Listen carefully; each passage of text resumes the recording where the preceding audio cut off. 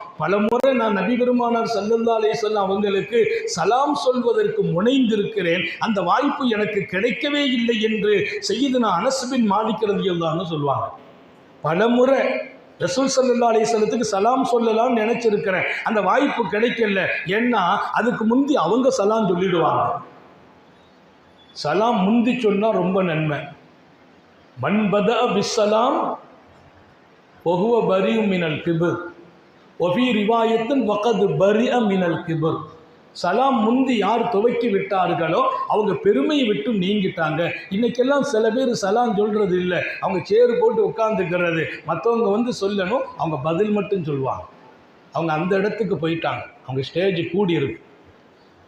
யாராவது சும்மா போனால் நான் உட்காந்துருக்கிறேன்னு சலாம் சொல்லாமல் என்ன போகிறேன்னு கேட்குற அளவுக்கு அவங்க நிலையை அல்லாஹ் வச்சிருக்கான். இன்னும் அந்தஸ்தை உயர்த்தி வைப்பாங்க.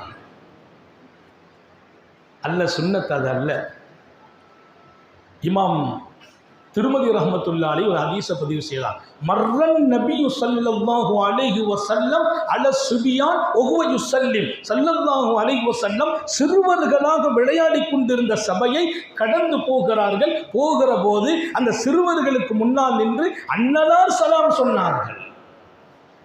நம்ம கூட பிள்ளைங்களை தட்டி கொடுத்து நான் ஹஸரத் வந்திருக்கேனப்பா, நான் வாப்பா வந்திருக்கேனே, நீ சலாம் சொல்லாமல் நிற்கிறியேன்னு பாடத்தை படித்து கொடுப்போம். இல்லை, நீங்கள் சலாம் சொல்லிடுங்க, நாளைக்கு நீங்கள் வரும்போது அந்த பிள்ளைங்க முந்தி சொல்லிடுவாங்க. படித்து கொடுக்கிற பாடத்திற்கும் பூமா நபியே முன்மாதிரி. அல்லாஹ் எல்லாருக்கும் தௌஃபீக் செய்வாங்க. சில பேர் சலாம் ஆள் பார்த்தன்னு சொல்றது, அது வேறு இருக்கு. ஆளை பார்த்து சலாம் சொல்றாரு.